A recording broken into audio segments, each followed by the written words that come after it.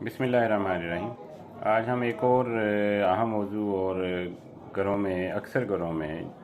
परेशानी का ये बायस बना होता है, उस पर बात करेंगे कि बच्चों को डिब्बे का दूध पिलाया जाए या गाय भैंस का दूध पिलाया जाए और उनमें से कौन सा बेहतर है। सबसे पहली बात तो यह है कि जो छोटे बच्चे हैं उसके हवाले से जो अल्लाह ताला ने कुरान के अंदर अहकामात दिए हैं कि बच्चों को कम से कम जो है 2 साल तक दूध पिलाया जाए, माँ का दूध पिलाया जाए। तो सबसे पहली बात तो ये है कि माँ के दूध का कोई नेबल बदल नहीं है और कोशिश करें कि बच्चों को माँ का दूध 2 साल तक पिलाएं जैसे भी है। अब अगर कोई मजबूरी है किसी वजह से या कोई और मसाइल हैं, माशरती मसाइल हैं या और हैं, जिस वजह से माँ का दूध अवेलेबल नहीं है या उसकी कमी है या बाज़ का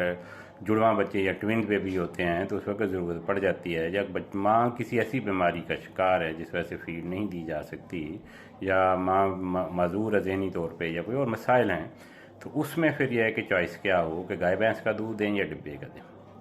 उसमें भी फर्दर हमें ये देखना पड़ेगा कि अगर आपकी अफोर्डेबिलिटी है, अगर आप डिब्बे का दूध अफोर्ड कर सकते हैं तो आपको डिब्बे का दूध ही देना चाहिए, क्योंकि डिब्बे का दूध जो है उसमें बहुत सी चीज़ें ऐड की होती हैं, फोर्टिफिकेशन की होती है, उसमें वाइटामिन, उसमें आयरन, उसमें डीएचए जो दिमाग की ग्रोथ के लिए ज़रूरी है बच्चों के, वो ऐड किए होते हैं और न्यूट्रिशन बेहतर होती है। तो वो डिब्बे का दूध ही देना चाहिए और उसके मुख्तलिफ स्टेजेस हैं, मुख्तलिफ वाले से वो अपने डॉक्टर के मशवरे से इस्तेमाल किया जाए। यहाँ तक गाय भैंस या बकरी के दूध का तल्लक है तो उसकी में एक तो यह कि ज़्यादा पिलाएंगे तो बच्चों को खून की कमी होनी शुरू हो जाएगी।